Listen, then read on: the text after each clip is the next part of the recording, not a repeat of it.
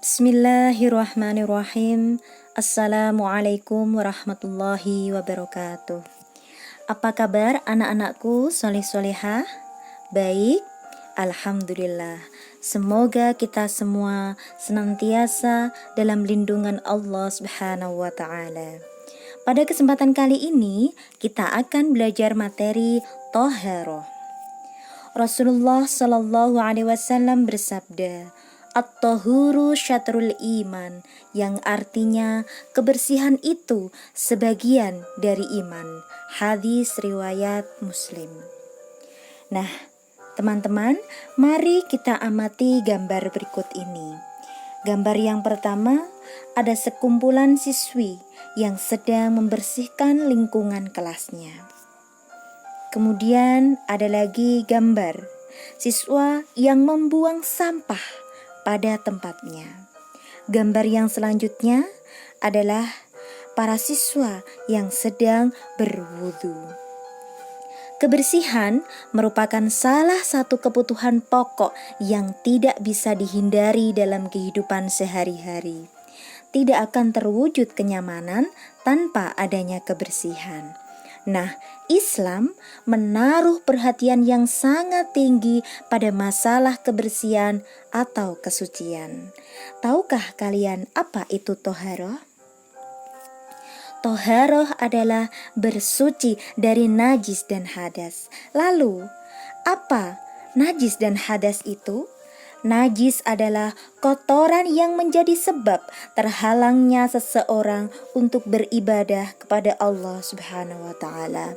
Sedangkan hadas adalah keadaan tidak suci pada diri seorang muslim yang menyebabkan ia tidak boleh sholat, tawaf yaitu mengelilingi Ka'bah dan lain sebagainya.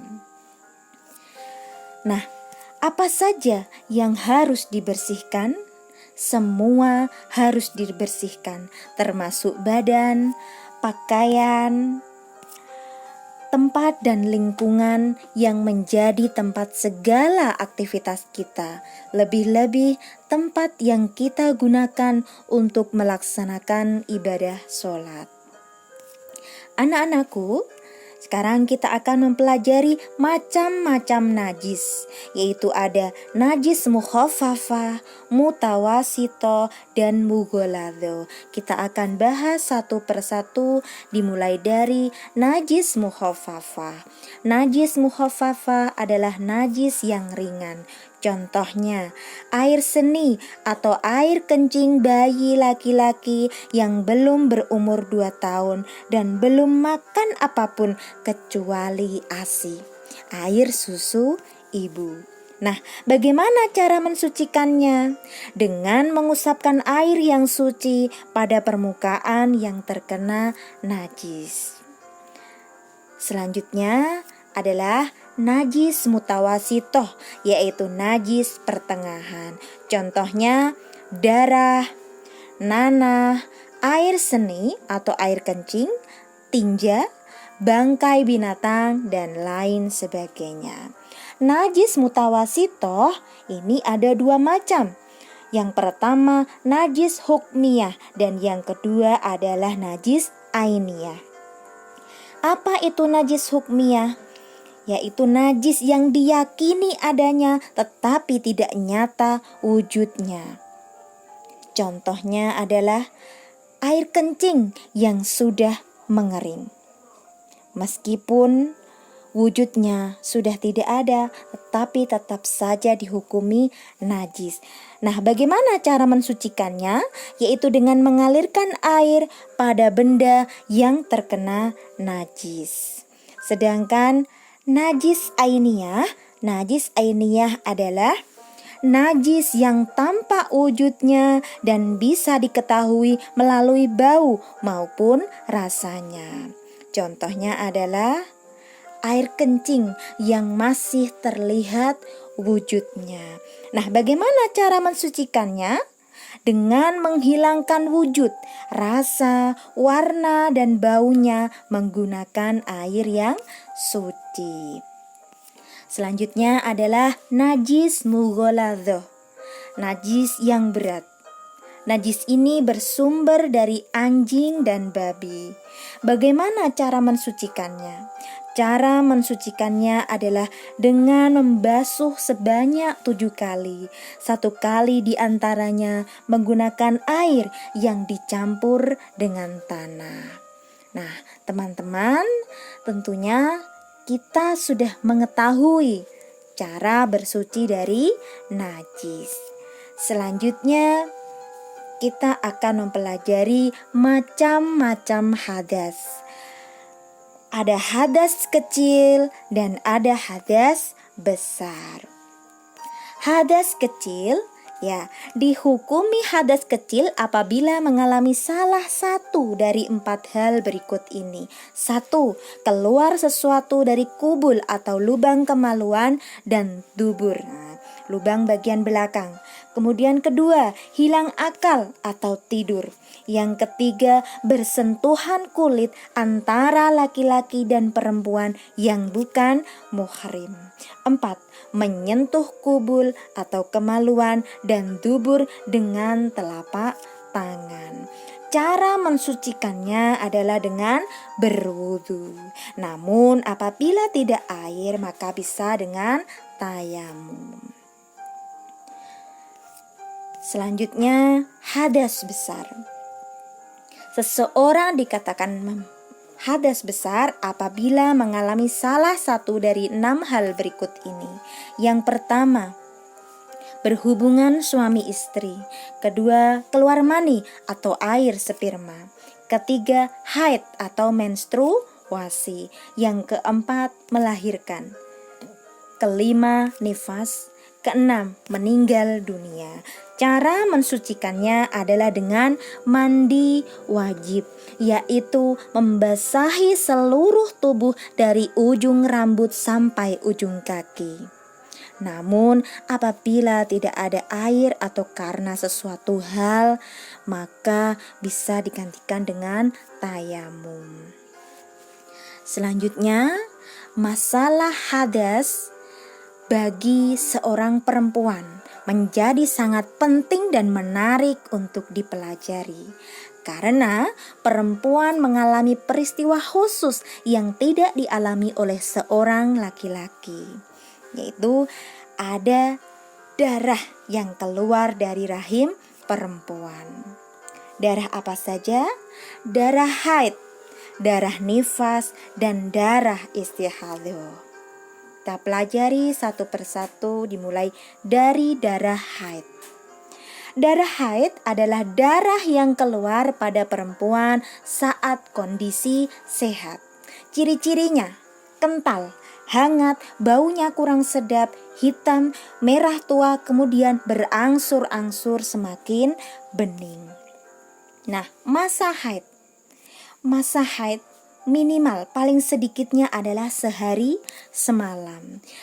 Biasanya atau pada umumnya dialami oleh seorang perempuan adalah 6-7 hari. Sedangkan paling lama masa haid adalah 15 hari.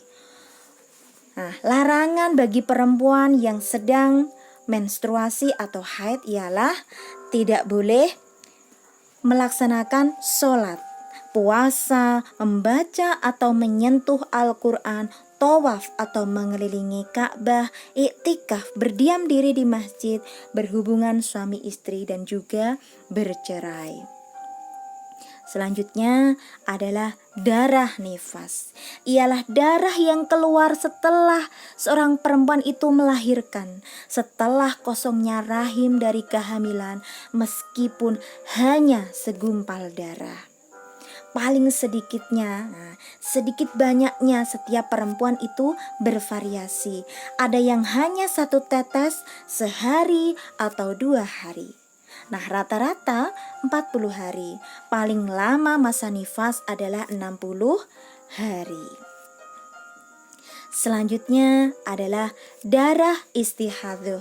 Ialah darah yang keluar tidak pada hari-hari haid dan nifas, melainkan karena suatu penyakit. Darah istihadah ada 4 macam. Yang pertama, keluarnya darah kurang dari masa haid. Kemudian keluarnya darah lebih dari masa haid, lebih dari 15 hari.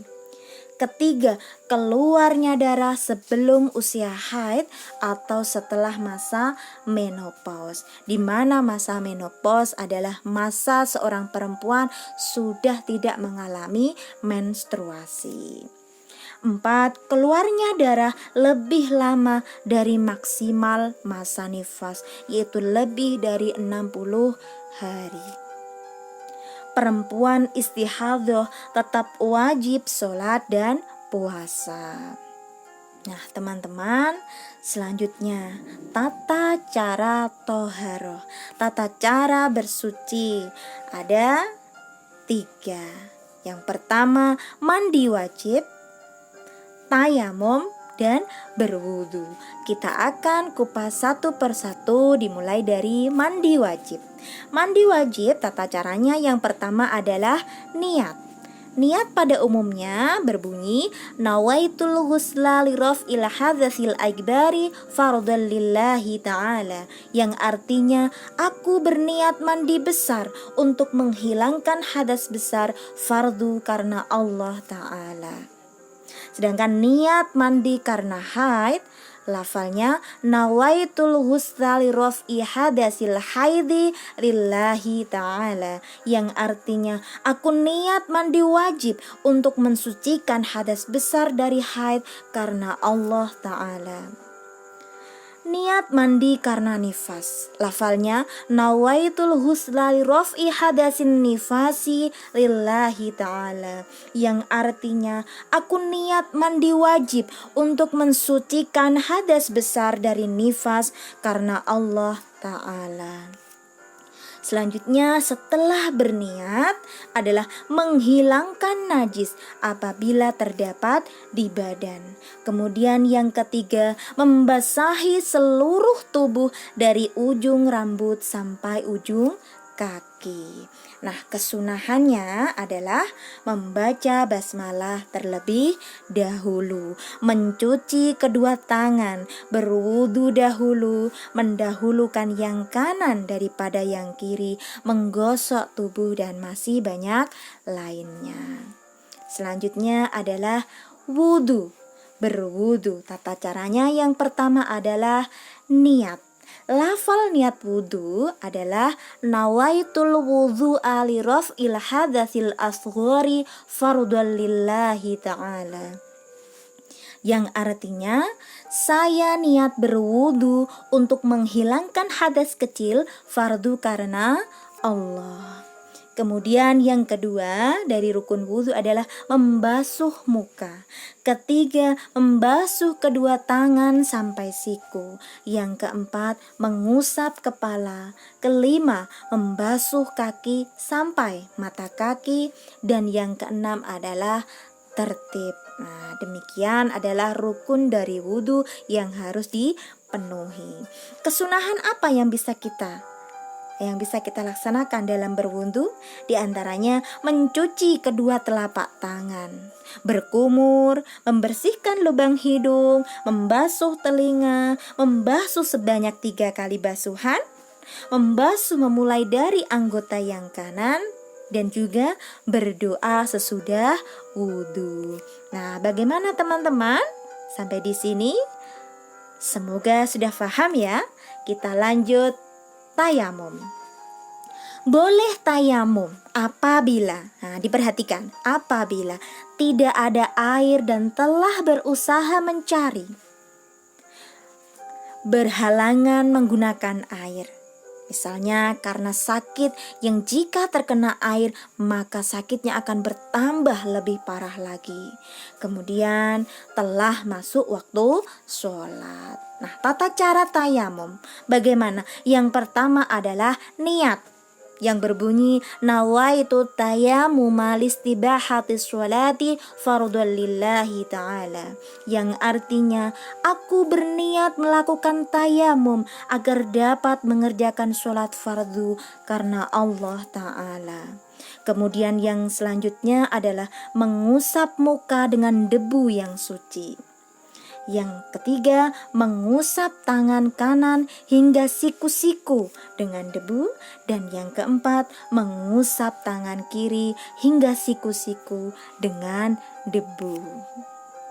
Nah, selanjutnya teman-teman, dari berbagai penjelasan tadi ada tentang macam-macam najis, macam-macam hadas, bagaimana cara bersuci, tata cara toharoh. Nah, selanjutnya adalah kita akan memahami hikmah dari toharoh. Yang pertama, insya Allah kita akan terhindar dari segala macam penyakit.